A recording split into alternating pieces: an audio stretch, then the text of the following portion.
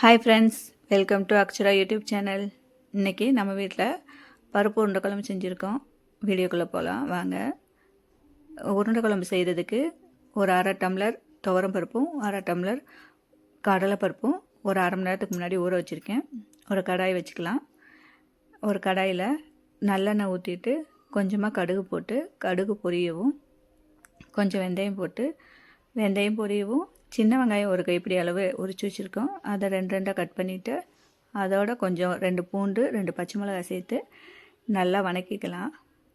நல்லா வெங்காயம் வதங்கவும் ஒரே ஒரு சின்ன தக்காளி பழம் எடுத்து அதுவும் நல்லா வதக்கிக்கலாம். ரெண்டும் நல்லா வதங்கணும். தக்காளி நல்லா வதங்கினதுக்கப்புறமா நம்ம உப்பு, கொஞ்சம் மஞ்சத்தூள், மிளகாத்தூள், தனியாத்தூள் எல்லாம் போட்டு மசாலாலாம் போட்டு நல்லா வதக்கிக்கலாம். நல்லா பச்சை வாசனை போன வரைக்கும் வதக்கிக்கலாம்.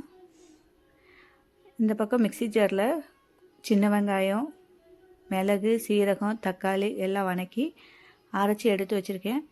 இப்போ இதில் இந்த மசாலாவோட பச்சை வாசனை போகவும் அந்த மசாலாவையும் சேர்த்து நல்லா வதக்கி விட்டுக்கலாம்.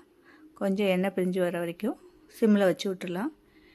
நம்ம உருண்டைக்கு தேவையானது துவரம்பருப்பு, கடலைப்பருப்பு, கொஞ்சமாக லைட்டாக கொஞ்சோண்டு அரிசியும் போட்டு 2 வரமிளகா, 3 பூண்டு, கொஞ்சமாக ஜீரகம், கொஞ்சமாக சோம்பு போட்டு நல்லா அரைச்சி எடுத்து வச்சுக்கலாம். நம்ம இது உருண்டை பிடிக்கிறதுக்காக.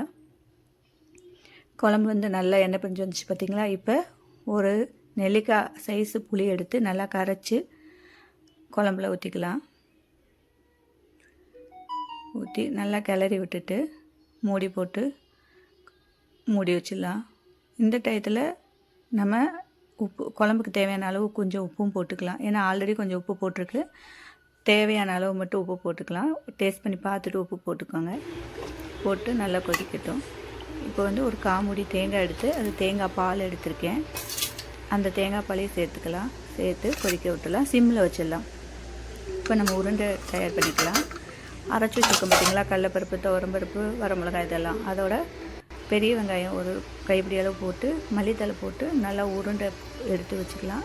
அந்த உருண்டையை குழம்ப சிம்மில் வச்சு ஒவ்வொன்றா போடணும். சும்மா காலையில் கரண்டி வச்சு அடிக்கடி கிளறக்கூடாது. சிம்மிலேயே வச்சு வேக விடணும். அப்போ தான் உருண்டை பிரியாமல் அப்படியே வரும் நமக்கு. பார்த்திங்களா, உருண்டை பிரியாது. ஒரு 5 நிமிஷம் சிம்மிலேயே வச்சு வேக வச்சு எடுத்தோன்னா சூப்பரான அருமையான உருண்டை குழம்பு ரெடி. அதுலேயே நம்ம கொஞ்சம் வடையும் போட்டுக்கலாம். இந்த குழம்பு யாருக்கெல்லாம் பிடிக்கும்னு மறக்காமல் கமெண்ட் பண்ணுங்கள். என்னோடய வீடியோ பிடிச்சிருந்தா மறக்காமல் சப்ஸ்கிரைப் பண்ணிக்கோங்க. அப்போ தான் அடுத்தடுத்து நான் போடுற வீடியோலாம் உங்களுக்கு நோட்டிஃபிகேஷனில் வரும். தேங்க்யூ.